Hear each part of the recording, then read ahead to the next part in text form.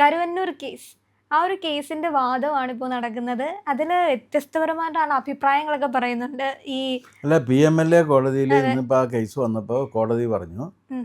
ഇവർക്കെതിരെ പ്രഥമ ദൃഷ്ട്യാ തെളിവുകളുണ്ട്, അതുകൊണ്ട് ഇവർക്കെതിരെയുള്ള കേസുകൾ നിലനിൽക്കും. സാർ, ഈ കരുവന്നൂർ കേസ് എന്ന് പറയുന്നത് എന്നുവെച്ചാൽ വ്യക്തികൾക്കെതിരെയാണോ? കോഓപ്പറേറ്റീവ് ബാങ്ക് കൊള്ളയടിച്ച് ഓരോരുത്തരും ചില്ലറ അടിച്ചു മാറ്റിയ കേസാണ്. അത് പാർട്ടിക്കെതിരെയുള്ള ഒരു കേസാണ്. അതെങ്ങനെയാണ്? പാർട്ടി കട്ടിട്ടുണ്ടെങ്കിൽ പാർട്ടിക്കെതിരെയും കേസെടുക്കേണ്ടി വരും. ഇതില് CPIMന്റെ തൃശൂർ ജില്ലാ സെക്രട്ടറി KV അബ്ദുൽ ഖാദർ പറഞ്ഞൊരു കാര്യമാണ്, കരുവന്നൂർ കേസ് നിയമപരമായി നേരിടും, പാർട്ടിക്കെതിരെ കേസെടുത്തത് കേട്ടുകേൾവി ഇല്ലാത്ത കാര്യം. അല്ല, കേട്ടുകേൾവി ഉണ്ട് അതിനകത്ത്. എന്താ കാര്യം എന്നറിയാമോ?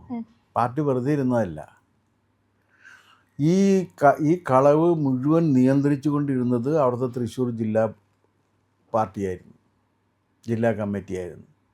ആ ജില്ലാ കമ്മിറ്റിയുടെ സെക്രട്ടറി ആയിരുന്നു രാധാകൃഷ്ണൻ. അതുകൊണ്ടാണ് രാധാകൃഷ്ണൻ അത് പ്രതിയായത്.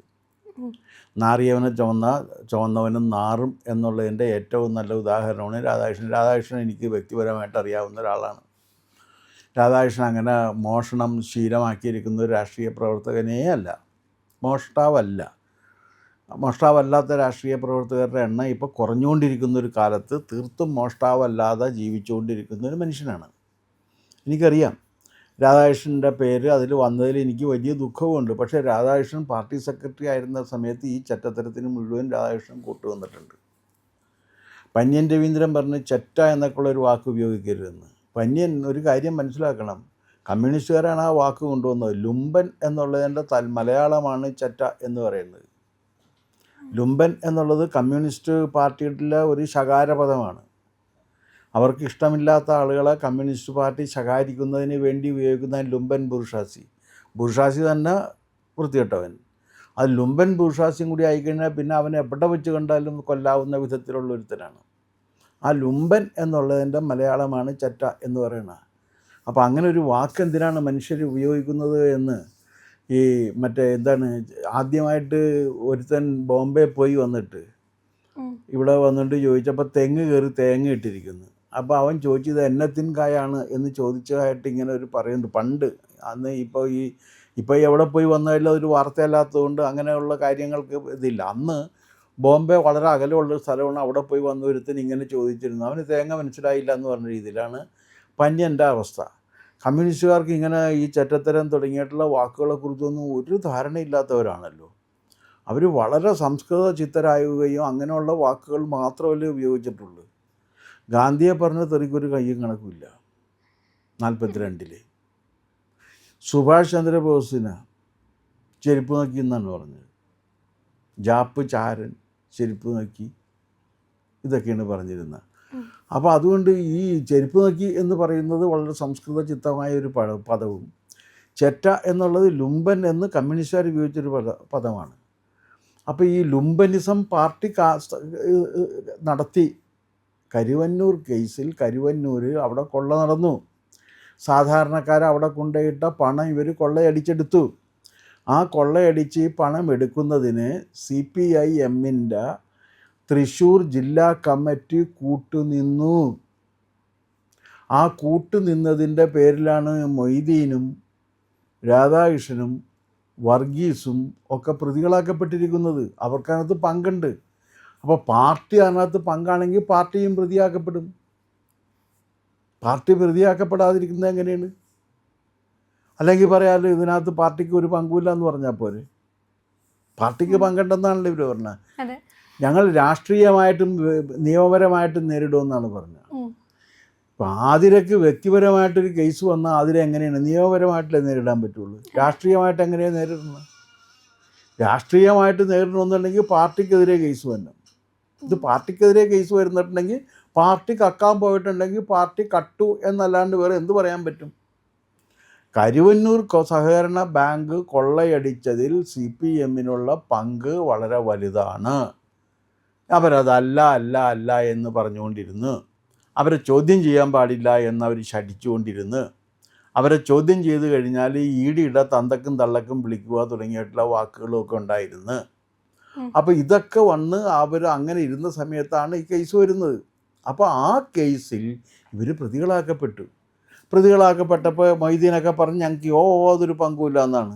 കോടതി പറയുന്നു പ്രഥമ ദൃഷ്ട്യാ ഇവർക്കെതിരെ തെളിവുകളുണ്ട്, അതുകൊണ്ട് ഇവർ വിചാരണ നേരിടണം എന്ന് പറഞ്ഞത് കോടതിയല്ലേ. അതെ. അപ്പോൾ കോടതി വിചാരണ നേരിടണം എന്ന് പറഞ്ഞാൽ കോടതി എങ്ങനെ തെറ്റാകും? കോടതി തെറ്റാകുന്നത് എങ്ങനെയാണ്?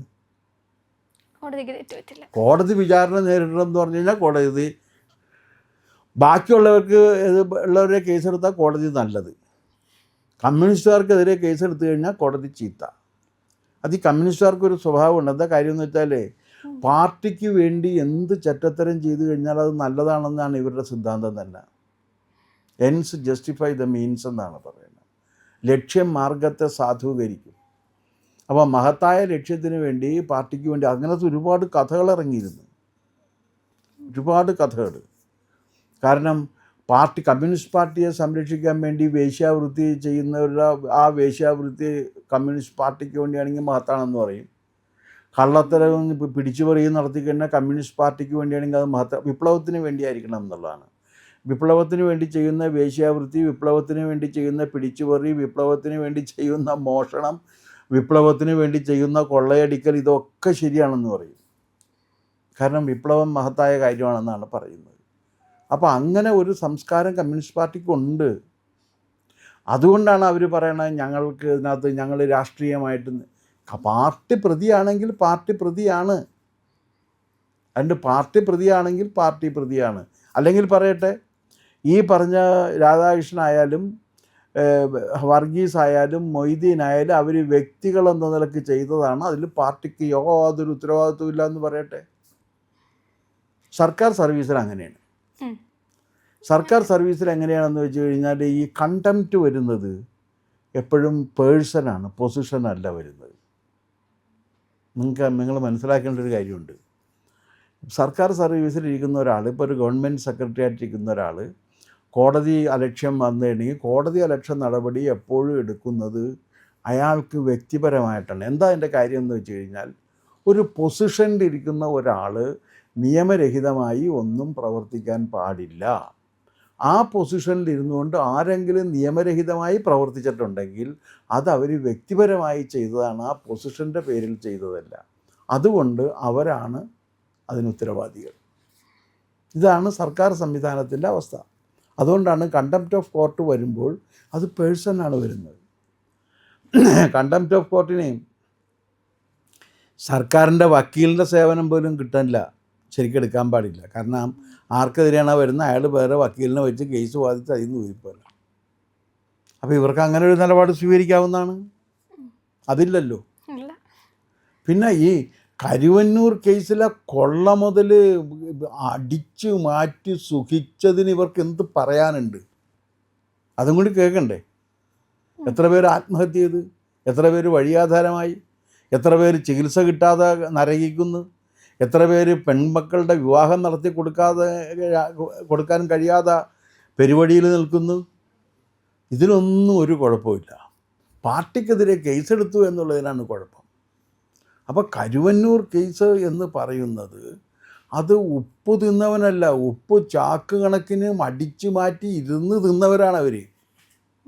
അവർ കണക്ക് പറയണം, വെള്ളം കുടിക്കേണ്ടി വരും, കണക്ക് പറയണം. അപ്പോൾ അത് പറയുമ്പോൾ ഉടനെ തന്നെ കോടതിയുടെ നെഞ്ചത്ത് കയറിയിട്ട് കാര്യമായില്ലല്ലോ. ഇപ്പോൾ കോടതി ശരിയല്ല എന്ന് പറയും, അടുത്ത അതാണ്.